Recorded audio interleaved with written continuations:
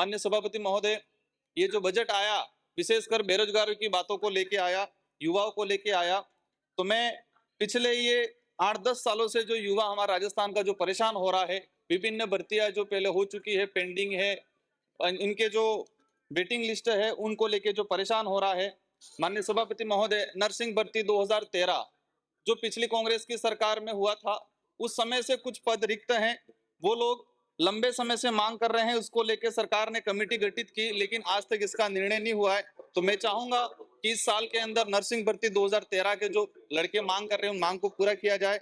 साथ ही तृतीय श्रेणी शिक्षक भर्ती 2016 जो बीजेपी के शासनकाल में हुई, लेकिन हमारे अनुसूचित क्षेत्र के लिए जो पद स्वीकृत थे, इन पदों में से 500 पद आज भी रिक्त पड़े हुए हैं।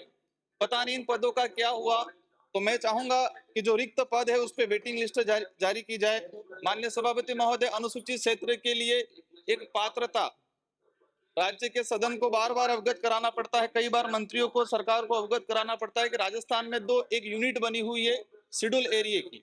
अनुसूचित क्षेत्र के लिए ये कई योजना अलग होती है, कई प्रावधान भी अलग है, रिजर्वेशन पॉलिसी भी अलग है।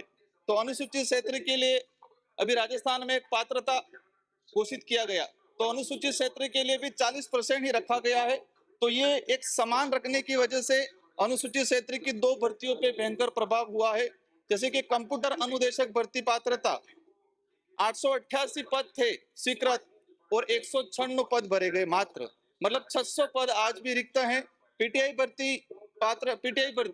भर्ती में 647 पद थे और इसमें से 175 पद भरे गए हैं।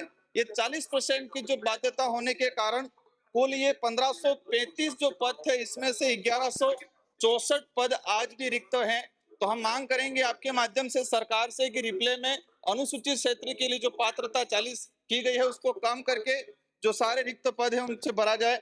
माननीय सभापति महोदय, प्लेसमेंट एजेंसी के तहत जो लड़के लगे थे, ये मानते हैं, हमने मांग कई बार उठाई, राज्य सरकार ने इसको माना और सीएम साहब ने इसको स्वीकार किया और प्लेसमेंट एजेंसी के तहत जो शोषण हो रहा था उसको बंद करने के लिए उन्होंने सरकारी नीति और सरकार की एक पॉलिसी लाए।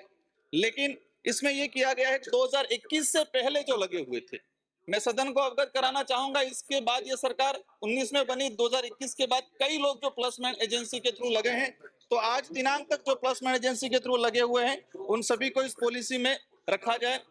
पहले सीएचओ को लेके कोविड में इन लोगों ने काफी मेहनत की, सीएचओ और सीएचए दोनों ने, लेकिन उनकी जो मांगे हैं उनको नहीं माना गया है। मैं चाहूंगा इस बजट के रिप्ले में इनकी मांगों को पूरा किया जाए।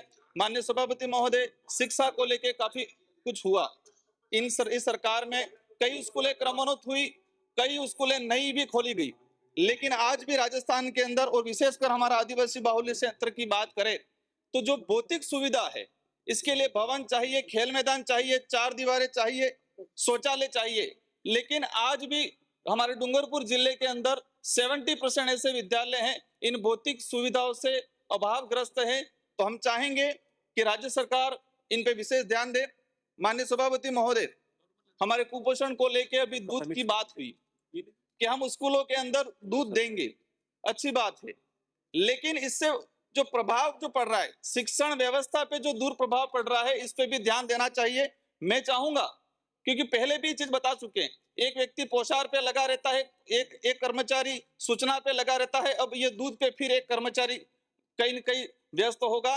तो यहाँ तो गवर्नमेंट ये व्यवस्था करे कि पोषार के लिए, दूध के लिए, डाक के लिए एक अलग से ही पोस्ट क्रिएट कर दे, ताकि वो कर्मचारी उसी में लगा रहे, ताकि बाकी जो शिक्षण व्यवस्था है उस पर प्रभाव नहीं पड़े। माननीय सभापति महोदय, अभी हम लोग कुक ऑन हेल्पर, हम लोग बात करते हैं श्रम विभाग की गाइडलाइन के अनुरूप श्रमिक एक हमारे राशि तय की हुई है कि इतना जो राज्य का जो श्रमिक है उसको इतना पैसा मिलना चाहिए, न्यूनतम 300 रुपए के आसपास। लेकिन कुक एंड हेल्पर हमारे जो विद्यालय के अंदर लगे हुए हैं, हम उनको 700-800 रुपया दे रहे हैं। जो महिलाएं 700-800 रुपये में अपना घर गुजारा महीने का कैसे करेगी, उनकी आमदनी बढ़ाए इस रिप्ले में।